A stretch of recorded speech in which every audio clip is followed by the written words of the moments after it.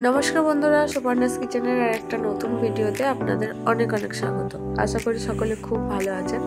আজকে চলে এসেছি একটা মাছের ঝোলের রেসিপি নিয়ে। শীতকালে অনেক রকমের সবজি পাওয়া যায়, সেই সব সবজি দিয়ে আজকে আমি বানাবো কাতলা মাছের ঝোল। চলুন তাহলে স্কিপ না করে সম্পূর্ণ ভিডিও দেখতে থাকুন। যদি আমার চ্যানেলে নতুন বন্ধু হয়ে থাকেন, চ্যানেলটি সাবস্ক্রাইব করে পাশে থাকার অনুরোধ রইল।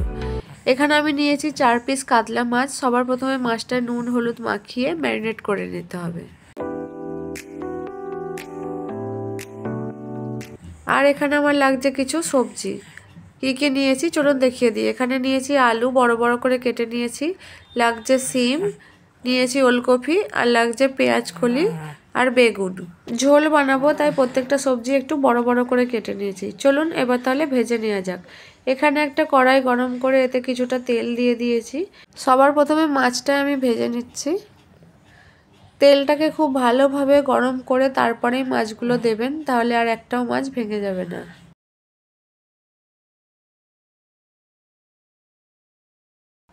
এইভাবে মাছগুলোকে উল্টে পাল্টে ভেজে নিতে হবে। আর মাছ ভাজার সময় খেয়াল রাখবেন খুব কড়া করে ভাজবেন না, তাহলে ভেতরের অংশটা শক্ত হয়ে গেলে ঝোলে খেতে ভালো লাগবে না। আমি যেইভাবে দেখাচ্ছি এরকম কালার চলে এলে তুলে নিলেই হবে। এবার তাহলে সবজিগুলো ভেজে নেওয়া যাক। সবার প্রথমে আমি সিমটা ভেজে নিচ্ছি। দেখুন এইভাবে কালার চেঞ্জ হয়ে এলে এতে সামান্য নুন দিয়ে দিতে হবে, দিয়ে আবারও 1 মিনিট নাড়াচাড়া করে তুলে নিতে হবে।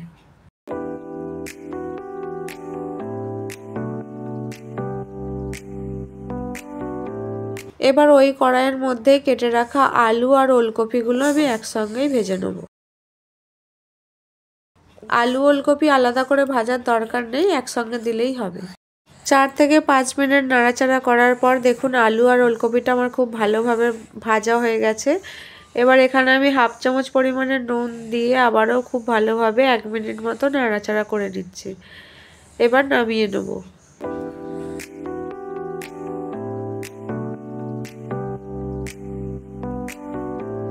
এবার ওই কড়াইয়ের মধ্যে সামান্য কিছুটা তেল দিয়ে এখানে আমি দিয়ে দিচ্ছি 1/2 চামচ মতো জিরে ফোড়ন, দিচ্ছি একটা তেজপাতা, একটা শুকনো লঙ্কা। এবার সবকটা ফোড়নকে 30 সেকেন্ড মতো নাড়াচাড়া করে নিতে হবে। তারপর এখানে আমি দিয়ে দিচ্ছি একটা বড় সাইজের পেঁয়াজ কুচি। পেঁয়াজটা দিয়ে খুব ভালোভাবে নাড়াচাড়া করতে হবে। দেখবেন হালকা ব্রাউন কালার চলে এলে এর মধ্যে আমি দিয়ে দিচ্ছি কেটে রাখা টমেটো কুচি। এখানে আমি মাঝারি সাইজের একটা টমেটো কেটে রেখেছিলাম, সেটা দিয়ে দিচ্ছি। এবার দিয়ে দিচ্ছি পেঁয়াজ কলি। এবার সবকটা উপকরণকে খুব ভালোভাবে নাড়াচাড়া করতে হবে। 2 থেকে 3 মিনিট সবকটা উপকরণকে খুব ভালোভাবে ভেজে নিতে হবে। ভাজা ভাজা হয়ে এলে এখানে আমি দিয়ে দিচ্ছি 1 চামচ আদা জিরে বাটা। আদা জিরেটা দিয়ে খুব ভালোভাবে ভেজে নিতে হবে আরও 2 থেকে 3 মিনিট মতো। আদা জিরেটা ভাজা হয়ে এলে এখানে আমি দিচ্ছি 1 চামচ হলুদ গুঁড়ো, 1 চামচ লঙ্কার গুঁড়ো দিয়ে খুব ভালোভাবে নাড়াচাড়া করতে হবে। এখানে আমি আবারও কিছুটা তেল ব্যবহার করছি, মনে হচ্ছিল তেলটা একটু কম, তাই আবারও একটু তেল দিয়ে ভালোভাবে নাড়াচাড়া করে নেব মশলাটা। খুব ভালোভাবে ভাজা ভাজা হয়ে গেলে এখানে আমি অ্যাড করছি 1/2 কাপ পরিমাণে জল। 1/2 কাপ জল দিয়ে মশলাটাকে খুব ভালোভাবে কষিয়ে নিতে হবে। আর এখানে দিয়ে দিলাম খুব সামান্য পরিমাণের নুন। নুনটা অবশ্যই আপনারা স্বাদ অনুযায়ী দেবেন। দেখুন মশলার মধ্যে তেল ছেড়ে দিয়েছে। এই পর্যায়ে আমি সব ভেজে রাখা সবজিগুলো এর মধ্যে দিয়ে দেবো।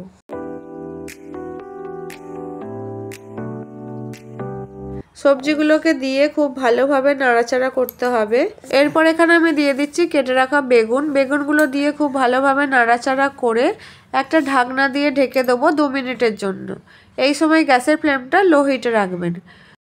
ফিরে এলাম 2 মিনিট পর।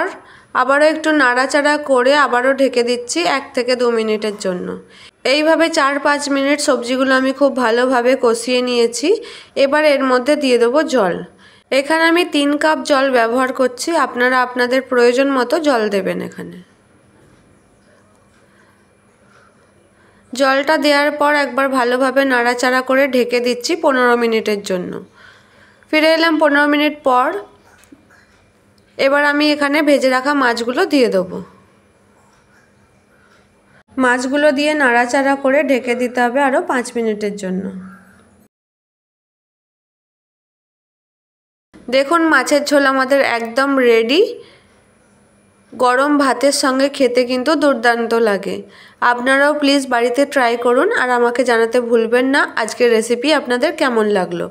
ভালো লাগলে একটা লাইক, শেয়ার, কমেন্ট এবং চ্যানেলটি সাবস্ক্রাইব করে পাশে থাকার অনুরোধ রইল। ফিরবো আবার নতুন কোনো ভিডিও নিয়ে। ততক্ষণের জন্য সুস্থ থাকুন, ভালো থাকুন, সঙ্গে থাকুন। ধন্যবাদ।